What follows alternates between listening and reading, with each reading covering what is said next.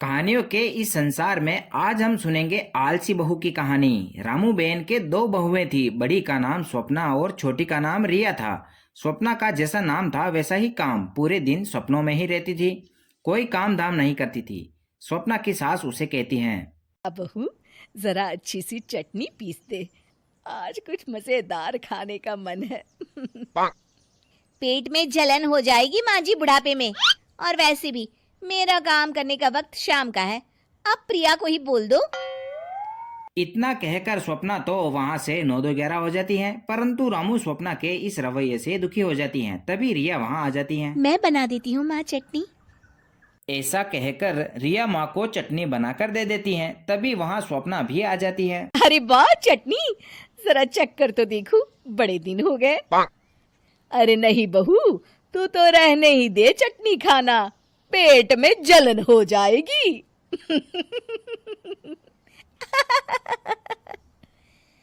इतना कहकर दोनों सास बहू हंसने लग जाती हैं। अगले दिन स्वप्ना का पति मनोज उसे कहता है, अरे स्वप्ना, जानवर भी उस जगह को साफ कर लेता है जहाँ वो बैठता है, पर तुम तो इंसान हो, कैसे इस गंदगी में रह लेती हो? देखो क्या दशा है तुम्हारे कमरे की। ज्यादा अपनी माँ का बोल ना बोलो। हाँ, कमरा तुम्हारा भी तो है, गंदा लग रहा है तो साफ कर लो। हे भगवान, पता नहीं कैसे जिंदगी बिताऊंगा तेरे साथ। इतना कहकर मनोज वहां से चला जाता है। स्वप्ना केवल खाना खाने के लिए ही कमरे से बाहर आती हैं और वापस कमरे में चली जाती हैं। इस रवैये से रामू बहन काफी ज्यादा परेशान थी।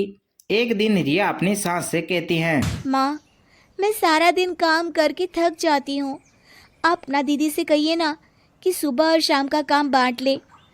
मैं तो अब सिर्फ एक वक्त का ही काम करूँगी। हाँ। अरे तू वो भी ना करना, एक बहू तो कामचोर थी ही, दूसरी भी आ गई काम ना करने के बहाने लेकर। तभी वहां रिया का पति दिनेश आ जाता है।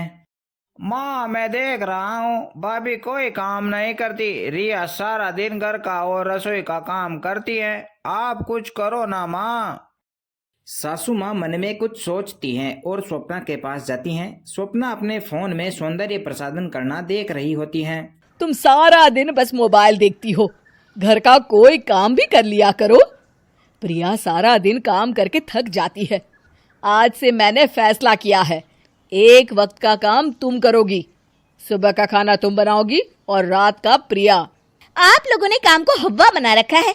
अरे पता नहीं थोड़ा सा ज्यादा काम करने में आप लोग घबरा क्यों जाते हैं। और हाँ, बहुत ज्यादा प्रिया की तारीफ मत करिए मेरे सामने, बड़ी बहू तो मैं ही रहूंगी।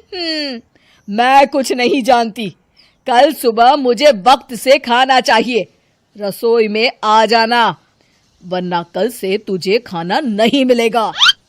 अगली सुबह भी स्वप्ना जल्दी नहीं उठती हैं और फिर बाहर आकर कहती हैं, अरे भूख लगी है, आज खाने में क्या है?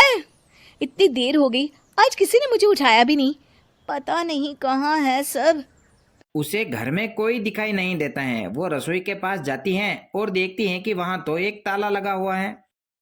अरे रसोई में ताला? ओ, मैं तो भूल ही गई थी। माँ ने आज से सुबह का खाना मुझे बनाने को कहा था। हे भगवान, इतने लोगों का खाना बनाना क्या आसान है?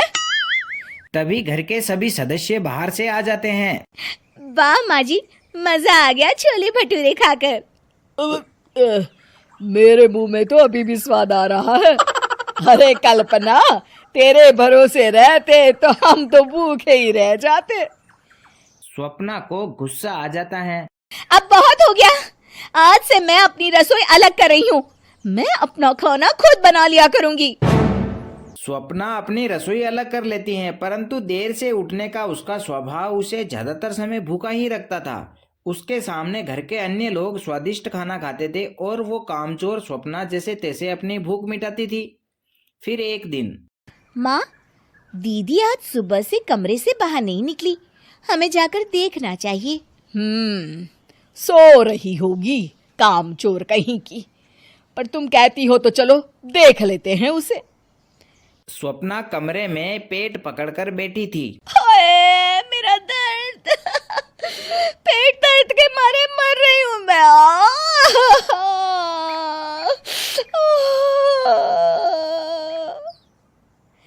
अरे दीदी क्या हुआ?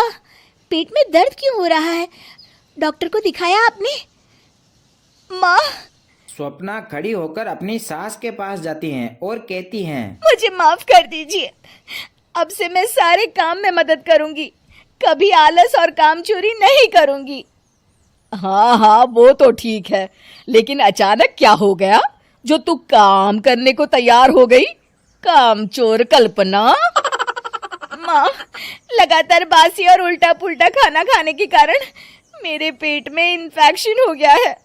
काम न करना पड़े इसलिए मैं 2 दिन का खाना एक दिन ही बना लेती थी। बासी और खराब खाना खाने के कारण लेने के देने पड़ गए। पेट में दर्द हो रहा है। चलो अच्छा हुआ, देर आए दुरुस्त आए। हमारा काम है आपको एंटरटेन करना और बदले में आप सिर्फ इस वीडियो को लाइक करें और चैनल को सब्सक्राइब कर लें और बेल आइकन को ऑल पर सेट कर लें ताकि अगली कहानी आपको जल्द मिल सके। धन्यवाद।